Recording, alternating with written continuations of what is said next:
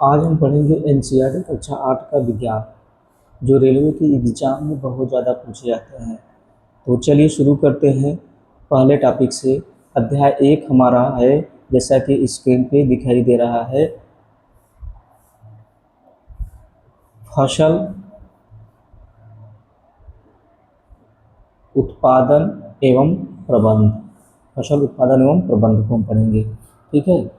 तो चलिए हम लोग देखिए यहाँ पे परिचय की बात करेंगे। तो यहाँ पे परिचय में है कि कृषि का इतिहास कैसा था। परिचय में क्या है, कृषि के इतिहास के बारे में।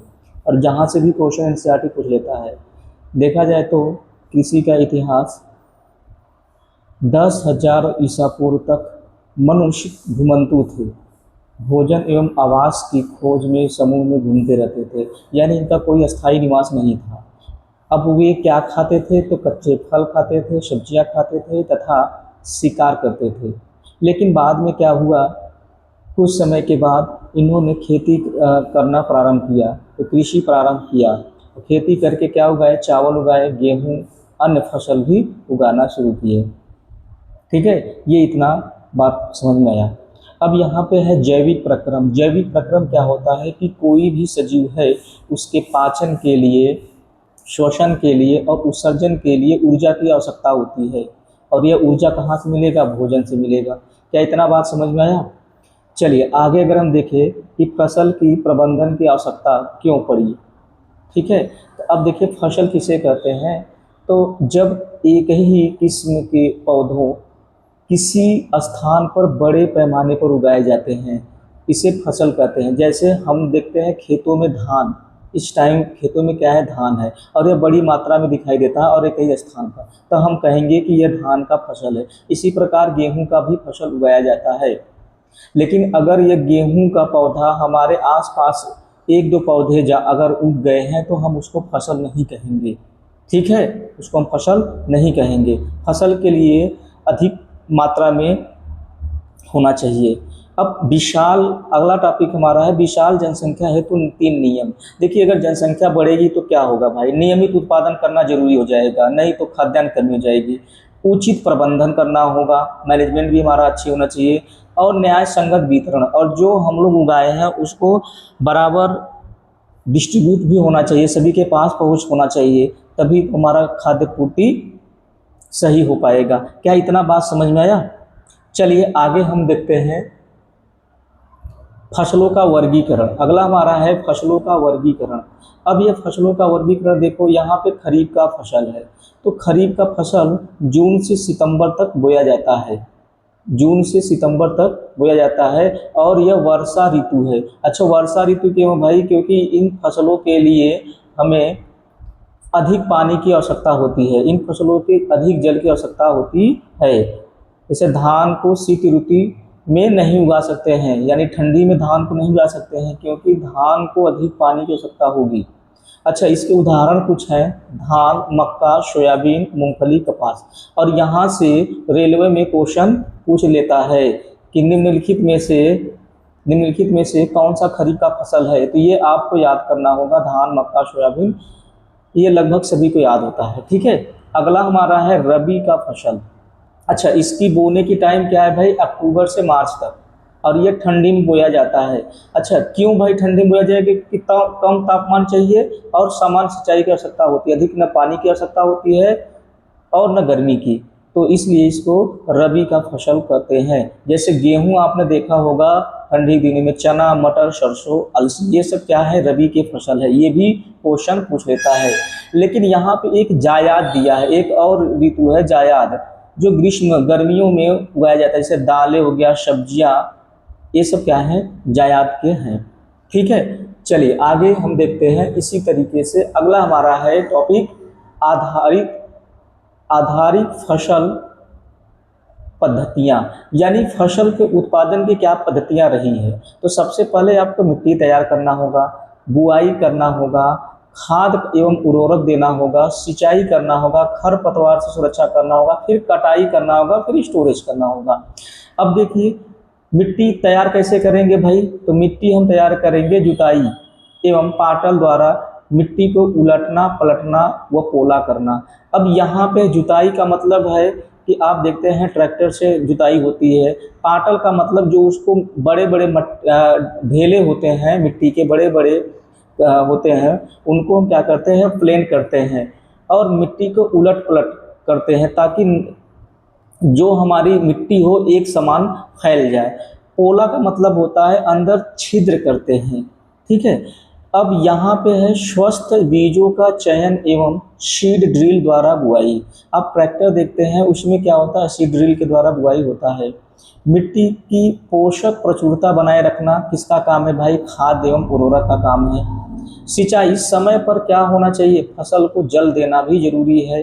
खरपतवार, उसमें कोई भी फसल लगाए हैं उसमें अवांछित पौधों जो हमको ज़रूरत नहीं है उसको हटाना हमारे लिए खरपतवार बन जाएगा।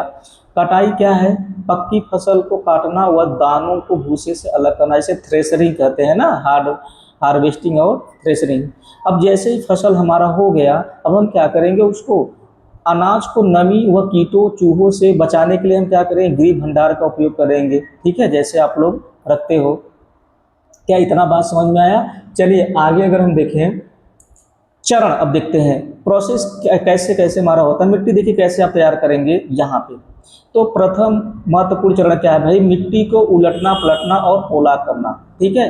अब पोली मिट्टी के लाभ क्या होंगे, जड़े भूमि की गहराई तक जा सकती है और सरलता से शोषण कर सकती है।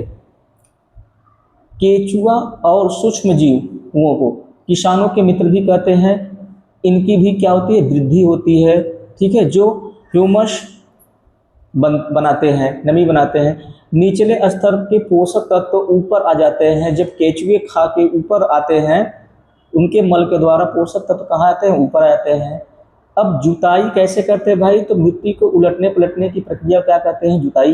पाटल क्या होता है, ढेलों को तोड़कर खेतों को समतल बनाना। क्या इतना बात समझ में आया? अभी हम क्वेश्चन भी करेंगे। चलिए आगे। अब कृषि औजार क्या क्या होते हैं भाई, हल तो आपने देखा होगा, कुदाली भी देखा होगा, कल्टीवेटर देखा होगा। हल क्या है, लकड़ी या लोहे का हल बना होता है। आप देखेंगे पहले बैलों से जुताई होती थी तो लकड़ी के हल थे। ठीक है। अब उसमें एक थाल लगा होता है जो लोहे की बनी होती थी, जो तिकोना आकार का पत्ती जैसा था, वही खोदता था। ठीक है। अब उसके ऊपर हल सेप्ट लंबी मुख्य लकड़ी जो हमारे हल से जुड़ती हुई बैल के कंधों तक जाती थी लकड़ी, उसी को हम क्या कहते हैं, हल कहते हैं। अब जोत यानी बीम, बैलों की गर्दन पर रखी जा सकने वाली लकड़ी को क्या कहते हैं, जोत कहते हैं। कुदाली तो आपको पता ही है, खरपतवार निकालने व मिट्टी पोला करने का सरल औजार है। इसमें लकड़ी या लोहे की छड़ पर लोहे की चौड़ी मूड़ी प्लेट लगी होती है जो ब्लेड की तरह काम करती है। कुदाली तो आपने देखा होगा ना, गांव में जो भी होंगे इस तरीके से कुदाली हमारा होता है। ठीक है, यही। कल्टीवेटर क्या होता है भाई, ये ट्रैक्टर द्वारा संचालित आधुनिक औजार है।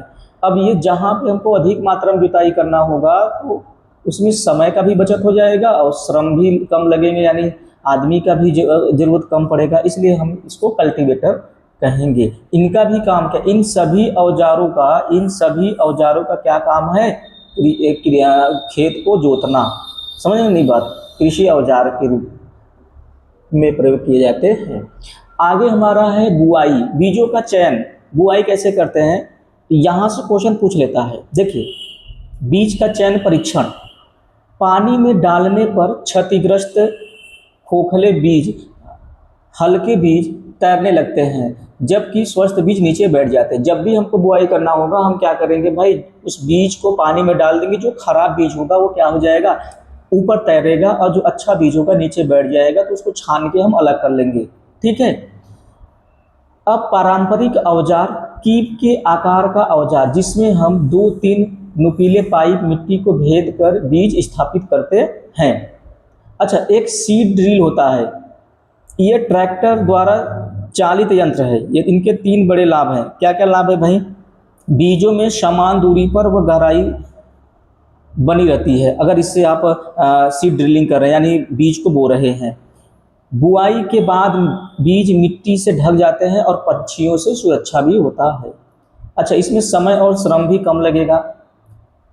और एक होता है नर्सरी।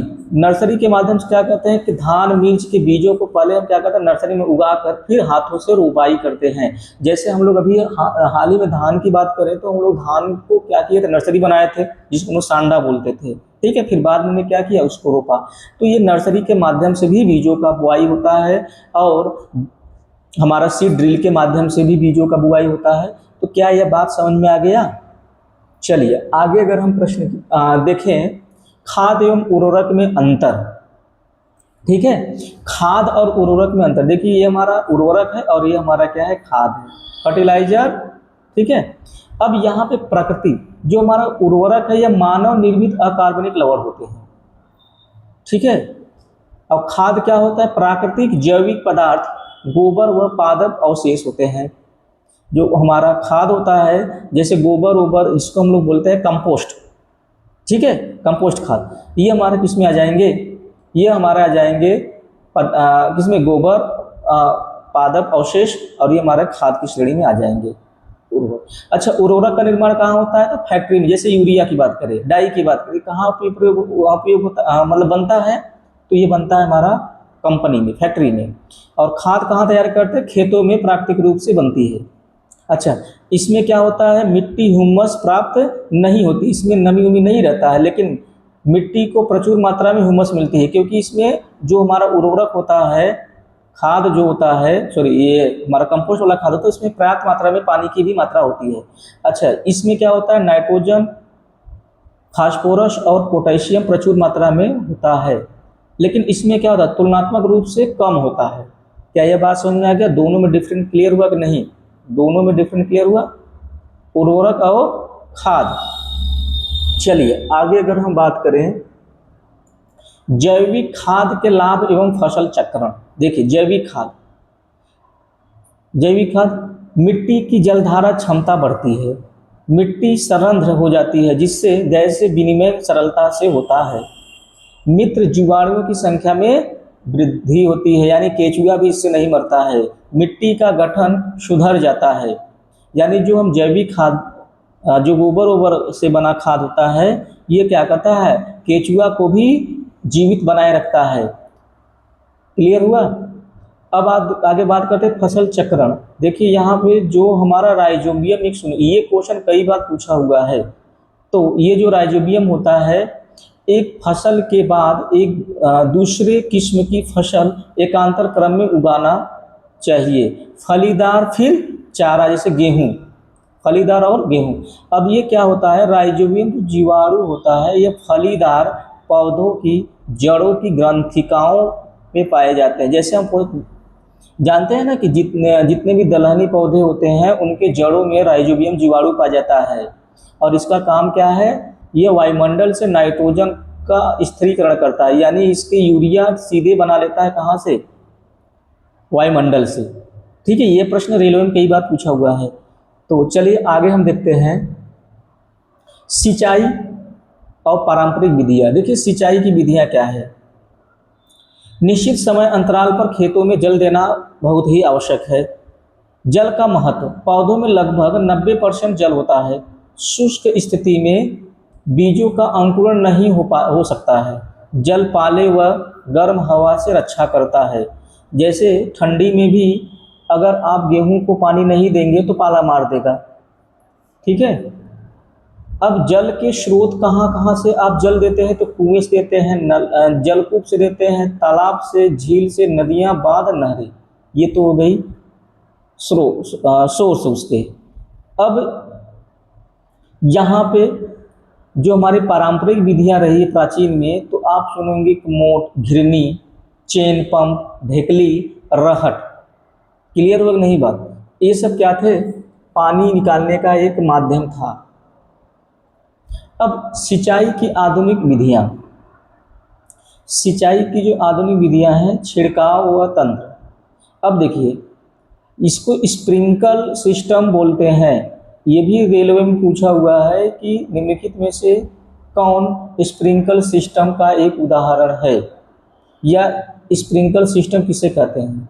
तो देखिए असमतल, जहाँ पे लेबलिंग नहीं होता है उस भूमि पर जल कम उपलब्ध होता है। ऊर्ध्व पाइपों पर घूमने वाले नोजल लगे होते हैं, वर्षा की तरह क्या करते हैं, छिड़काव करते हैं, फव्वारा देते हैं। ठीक है, यह कॉफी की खेती लान या बलुई मिट्टी हेतु उपयोगी होता है। ठीक है, अब ड्रिप सिस्टम कहाँ पे होता है, ये क्या होता है कि भाई ड्रिप में जल बूंद बूंद करके सीधे पौधों की जड़ों में गिरता है। जल बिल्कुल व्यर्थ नहीं होता है, यानी वाष्पीकरण कम होता है। जल की कमी वाले क्षेत्रों के लिए वरदान साबित, जैसे रेगिस्तान में अगर आप बात करें तो वहाँ पे हम ड्रिप सिस्टम लगाएंगे, नहीं तो पानी सब सूख जाएगा या भाप बन के उड़ जाएगा। इसका उपयोगी क्या है कि फलदार पौधों, बगीचों एवं वृक्षों के लिए बहुत ही मतलब आवश्यक माना जाता है ड्रिप तंत्र। ठीक है, तो आगे अगर हम बात करें खरपतवार से सुरक्षा, तो भाई खरपतवार से सुरक्षा देखिए, आप खेतों में अगर खरपतवार होता है तो हम क्या करते हैं, उसको निराई करते हैं, खुरपी से क्या करते हैं, निराई करते हैं। अब खरपतवार किसे कहते हैं, तो खेत में फसल के साथ प्राकृतिक रूप से उगने वाले अवांछित पौधे, जैसे गाजर घास, बथुआ, मोथा, दूब, ये सब क्या है, अवांछित पौधे हैं जो हमारे फसल के लिए अच्छी नहीं है। तो ये हमारे खरपतवार की श्रेणी में आएंगे। अब इसको निकालने के लिए हम क्या करते हैं, निराई करते हैं। यह मुख्य फसल से जल, पोषक, जगह व प्रकाश की स्पर्धा करते हैं। ठीक है, जल पोषक को भी ये खींच लेगा और प्रकाश को भी आने नहीं देगा, और कंजेस्टेड भी बना देगा पौधों के लिए। ठीक है, अब इसको निकालने के लिए हम क्या करते हैं, निराई करते हैं। निराई कैसे करते हैं, खरपतवार हटाने की प्रक्रिया खुरपी, हैरो द्वारा क्या करते हैं, निराई करते हैं। अच्छा, कुछ खरपतवार नाशी हमारे दवा भी बने, जैसे 2,4-D, यह रासायनिक नियंत्रण प्रणाली है। खरपतवार नाशी रसायन का छिड़काव किया जाता है, तो इससे क्या होता है, जो खरपतवार होते हैं वो नष्ट हो जाते हैं। प्रमुख उदाहरण की बात करें तो 2,4-D, ये रसायन के फसल को हानि नहीं पहुंचाती है। इस रसायन से फसल को हानि नहीं पहुंचाती है। विधि क्या है भाई, छिड़काव का समय कब करेंगे, पुष्प एवं बीज बनने से पहले। जब भी आप खरपतवार नाशी को छिड़काव करना है तो पुष्प एवं बीज बनने से पहले। सुरक्षा क्या करना है, किसानों को मुंह व नाक कपड़े से ढकना चाहिए। ठीक है, यह हानिकारक होता है।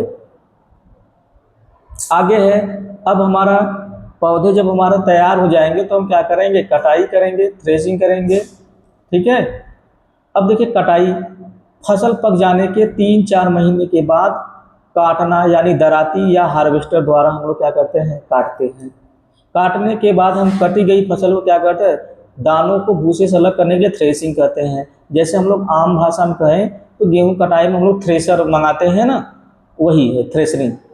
ठीक है, इसके बाद कंबाइन, यह हार्वेस्टर और थ्रेसर दोनों को संयुक्त रूप तो क्या बोलते हैं, हमारा कंबाइन बोलते हैं। यानी इसमें हार्वेस्ट भी होगा और थ्रेसर भी होगा। इसके बाद है फटकना, छोटे खेतों वाले किसान हवा की मदद से दाने क्या करते हैं, अलग करते हैं, इसको हम लोग बोलते हैं ओसाना। ठीक है, आगे है कटाई पर्व। अब से कुछ कटाई के समय कुछ त्यौहार भी मनाए जाते हैं, जैसे पोंगल, बैसाखी, होली, दिवाली, नबान्या, बिहू। बिहू कहाँ का है, असम का है।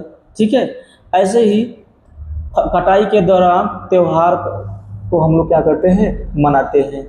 आगे देखते हैं भंडारण और पशुपालन। जब हमारा फसल कट के दाने अलग हो जाएंगे तो हम क्या करेंगे, उसको भंडारण करेंगे। भंडारण के लिए क्या करेंगे भाई, नमी, कीटों व चूहों से बचाने के लिए हम क्या करेंगे, पहले धूप में सुखाएंगे। अब बड़े पैमाने पर भंडारण साइलो तथा, अब यहाँ से क्वेश्चन पूछ सकता है कि बताइए कि बड़े पैमाने पर भंडारण को क्या कहते हैं, तो साइलो कहते हैं। भंडारण गृहों में होता है। घरों में नीम की सूखी पत्तियां उपयोग की जाती है। आपने देखा होगा गेहूं के समय हम लोग नीम की पत्ती या कुछ और दवा हम लोग मिला के गेहूं में रखते हैं ताकि उसमें कीड़े न पड़े। ठीक है, पशुपालन, पालतू पशुओं को उचित भोजन, आवास व देखभाल देना। ठीक है, पशुपालन कहलाता है। जैसे आपने भैंस जिलाया है, क्या है, पशुपालन है। मछली जिलाया है, पशुपालन है। ठीक है, मुर्गी जिलाया है, पशुपालन है।